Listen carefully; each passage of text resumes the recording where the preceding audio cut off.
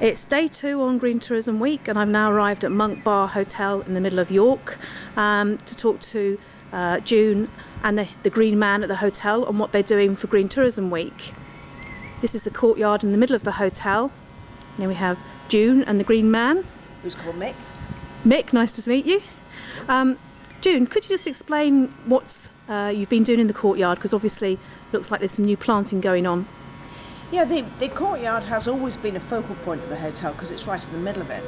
But you tend to just accept that it's there, and we probably haven't given it too much love and attention in the past.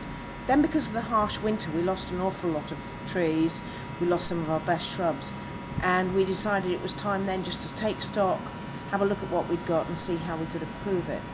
So one of the things that had happened is that the courtyard garden has been here 15 years, and some very early trees, which must have been attractive when they were small, had suddenly taken over the courtyard.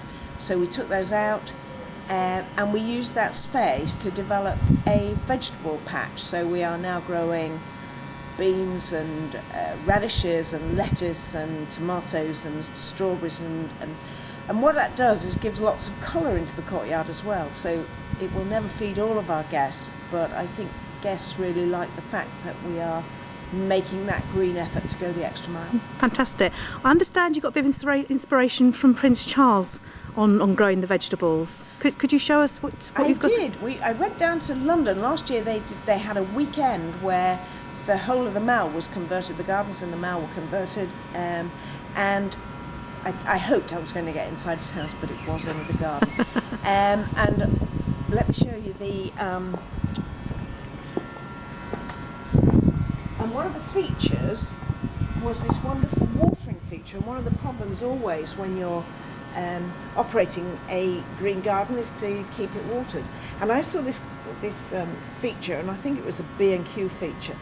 And I took photos of everything, and I came back and I said to Mick, who is he is many things as well as being green. He is the best carpenter, the best joiner, and he can work miracles. And I said to Mick, this is the sort of thing I want us to make for our garden to keep everything well watered.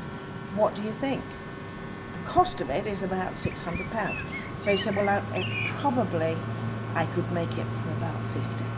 And that's what he did. He went along to B&Q and bought all the component parts, and now it's keeping all of my fruit and veggies. You can see the chilies are coming, the peppers are coming.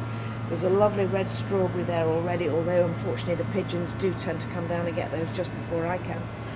So Mick, what did you actually use to build it with? The main watering system is built from a drain pipe and some guttering and just some watering tubes, and on the top there's a tank from a... behind there, the yes, tank? There's a water tank from a normal water system from a house, and that feeds the small tubes into the drip feeders, and drip feeders into the ground in the front. Excellent, fantastic, thank you.